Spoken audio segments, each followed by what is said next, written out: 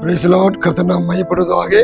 இந்த அருமையான நாளிலே உங்களை சந்திப்பதிலே மிகுந்த மகிழ்ச்சி அடைகிறேன். தினமொரு லோகோஸ் வார்த்தை மூலமாக இன்றைக்கும் ஒரு புதிய வார்த்தை நான் உங்களுக்கு சொல்லி ஜெபிக்க விரும்புகிறேன். கர்த்தருடைய ஆவியானவர் தாமே இன்றைக்கு நம்ம மத்தியிலே பேசுவாராக.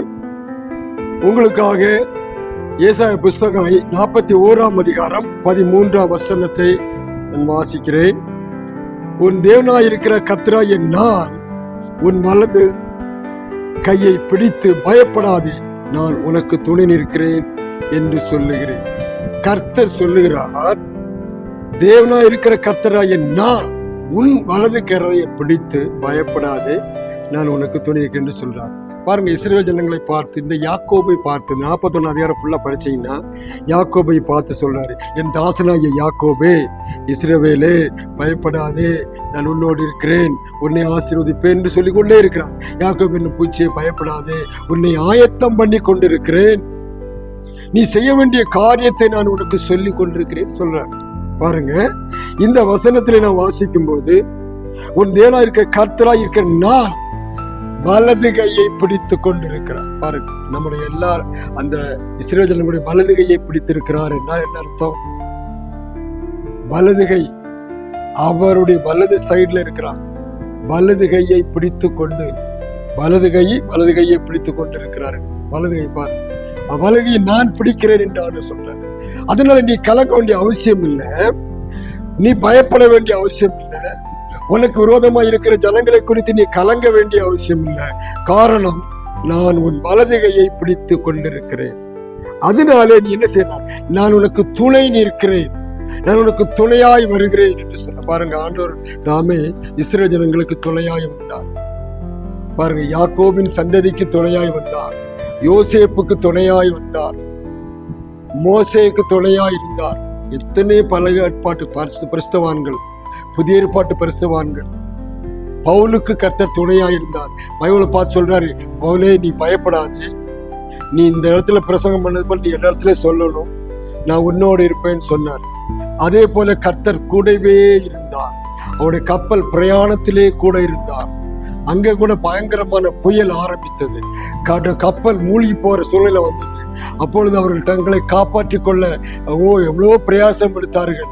ஆண்டவர் சொன்னாரு, நீ ஒன்றும் பயப்படாத, நீ ராயனுக்கு முன்பாக நிற்க வேண்டும், அதனால உன்னால நான் எல்லாரையும் காப்பாற்றினேன் என்று சொன்னார். இப்படி பல வார்த்தைகளை குறித்து நம்ம வேதத்திலே வாசிக்கிறோம். இஸ்ரவேல் ஜனத்தை பார்த்து கர்த்தர் சொல்லுகிறார், பயப்படாதே, உனக்கு துணை நிற்கிறேன். இன்னைக்கு ஒரு ஆள் பாருங்க, துணையா ஒரு ஆள் இருந்தா போதும். துணை என்று சொல்லும் போது ஒரு பக்க பலம் என்று சொல்லப்பட்டிருக்கு. தனியாய் நடப்பதை காட்டிலும் இருவர் நடப்பதுனால அதான் துணை. கர்த்தர் வரார், நான் உனக்கு துணை இருக்க, நீ அதை பத்தியும் கவலைப்பட. ஏனே மக்கள் உலகத்தின் ஜனங்கள் துணையை தான் பார்க்கிறாங்க. அவங்க வரன்னு சொன்னாங்க, வரல, உதவி செய்யணும்னு சொன்னாங்க, செய்யல, கொடுப்பேன்னாங்க, கொடுப்பல.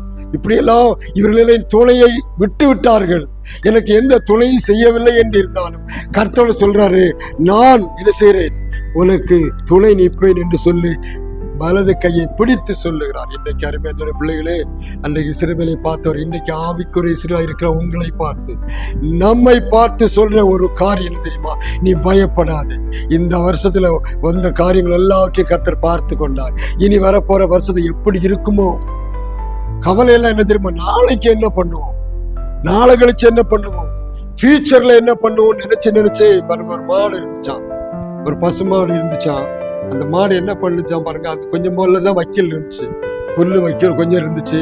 அது பார்த்துக்கிட்டே இருக்குமா, கட்டி போட்டிருக்காங்க, பார்த்துட்டு இருக்குமா. அது சொல்லி நினைக்குதான், இன்னைக்கு நான் சாப்பிட்டா நாளைக்கு நான் என்ன பண்ணுவேன், நாளைக்கு நான் என்ன பண்ணுவேன் நினைச்சு சாப்பிடாம இருந்தே செத்து போயிடுச்சான். நாளைக்கு உள்ளதை கர்த்தர் பார்த்து கொள்ளுவார்.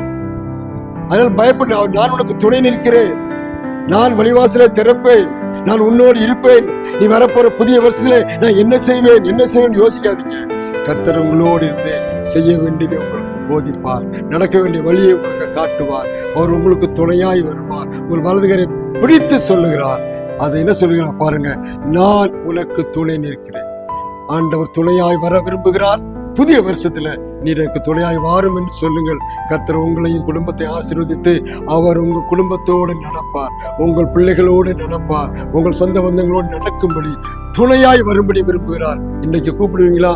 துணையாய் வாராண்டன்னு சொல்லுங்க, கர்த்தர் செய்வார். உங்களுக்காக நான் செபிக்கிறேன். பரலோகத்தின் பிதாவே, நல்ல ஆண்டவரே, இயேசுவின் நாமத்தினாலே நான் உங்களுக்கு துணையாய் வருவேன் சொல்கிறேன். ஓ, நீ பயப்படாதே, நான் உனக்கு துணை நிற்கிறேன் என்று சொல்லியிருக்கிறேன். ஆண்டவரே, துணையாய் வருகிறேன், வழக்கரம் பிடித்து தாங்குகிறேன் என்று சொன்னீரப்பா. உங்களுடைய வசனத்தை கொண்டு இந்த பிள்ளை எல்லாரையும் கர்த்தர் ஆசீர்வதி. உண்மை விசுவாசத்தை நடக்க உதவி செய்யுங்க. புதிய வருஷத்துல என்ன செய்வோம், எது செய்வோம் என்று எதிர்காலத்தை குறித்து கவலைப்பட்டு கொண்டிருக்கிற இந்த பிள்ளையுடைய வாழ்க்கையில் ஒரு அற்புதத்தை செய்வீராக. வழி நடத்தும் ஆசீர்வதியும் பாதுகாத்துக் கொள்ளும். இயேசுவின் நாமத்தில் ஜெபிக்கிறோம் பிதாவே. கர்த்தர் உங்களை ஆசீர்வதிப்பாராக.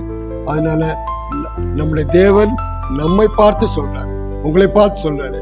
பயப்படாதிருங்க, கலங்காதிருங்க, அவர் துணை நிற்கிறார். கர்த்தர் உங்களை ஆசீர்வதிப்பார். இன்னும் ஒரு லோக சுவார்த்தை மூலமாய் சந்திக்கு வரல. கர்த்தர் எல்லாரையும் ஆசீர்வதிப்பாராக.